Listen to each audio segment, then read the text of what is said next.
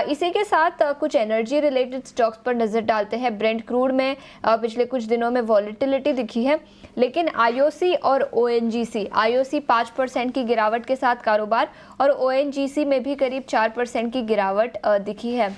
अमर, दोनों ही स्टॉक्स पर क्या राय रहेगी, आईओसी और ओएनजीसी?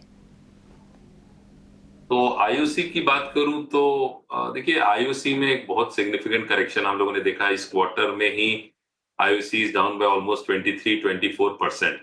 और ओवरऑल यदि मैं इंटरमीडिएट टर्म ट्रेंड देखूं तो वो भी काफी नेगेटिव है और करंटली अभी 138 के आसपास फिलहाल ट्रेड करता हुआ दिख रहा है। तो there can be further downside to the stock towards 120 125 levels. वो एक काफी अच्छा लेवल रहेगा यदि वहां स्टॉक में बाइंग आती है तो, बिकॉज इसका स्ट्रक्चर है वो काफी नेगेटिव है। तो लोअर लेवल्स पे ही इसमें बाइंग अपॉर्चुनिटी देखनी चाहिए। हायर लेवल्स में 150 155 जो है वो इमीडिएट जोन ऑफ रेजिस्टेंस है फॉर द स्टॉक। तो वहां आता है तो वहां एक सेलिंग प्रेशर इस स्टॉक में दिख सकती है।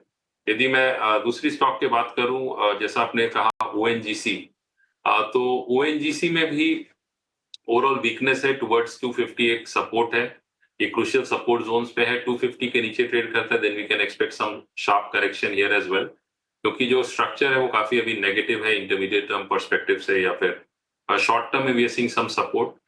हालांकि ऑन द अपसाइड 280 के आसपास इसमें एक जोन ऑफ रेजिस्टेंस है। तो 250 280 रेंज है ओएनजीसी के लिए, और हायर लेवल्स पे इसमें भी थोड़ी सेलिंग प्रेशर दिख रही है फिलहाल।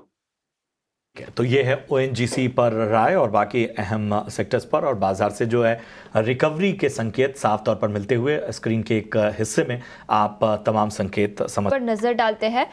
सभी सेक्टोरल इंडिसेस में गिरावट है, लेकिन पंजाब नेशनल बैंक ये एक स्टॉक है जो हरे निशान में कारोबार कर रहा है। करीब 1.5 से 2% की तेजी पीएनबी पर आज के ट्रेडिंग सेशन में दिखी है। और इसी के साथ एसबीआई को भी जोड़ लेते हैं, यहाँ पर भी करीब 0.1% की तेजी दिखी है।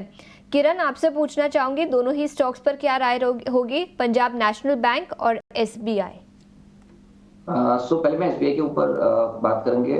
तो शो जब शुरुआत की हमें तभी भी हमने बोला था कि पीएसयू बैंक्स कहीं ना कहीं अच्छे लग रहे हैं और बैंक निफ्टी इसीलिए हम आउट परफॉर्म देख सकते हो। और इनफैक्ट एसबीआई तो हमारा ट्रेडिंग कॉल्स भी था 810 812 जब हमने शो स्टार्ट किया था तब वो ट्रेड कर रहे थे एसबीआई। और अभी अगर आप एलटीपी देखोगे तो 827 है, 840 का हमारा टारगेट भी है। तो डेफिनेटली इसको आप होल्ड रख सकते हो। करंट मार्केट प्राइस से भी इनफैक्ट अगर किसी को लेना है तो अग्रेसिव बेट हम एसबीआई में देख सकते हैं।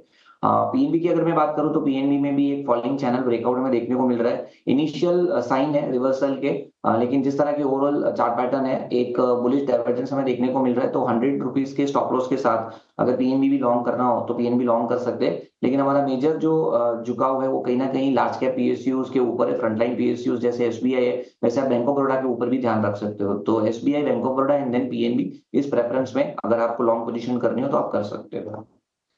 बैंक ऑफ बड़ौदा और पीएनबी, ये इनके टॉप पिक्स होंगे किरण के पीएसयू बैंकिंग सेक्टर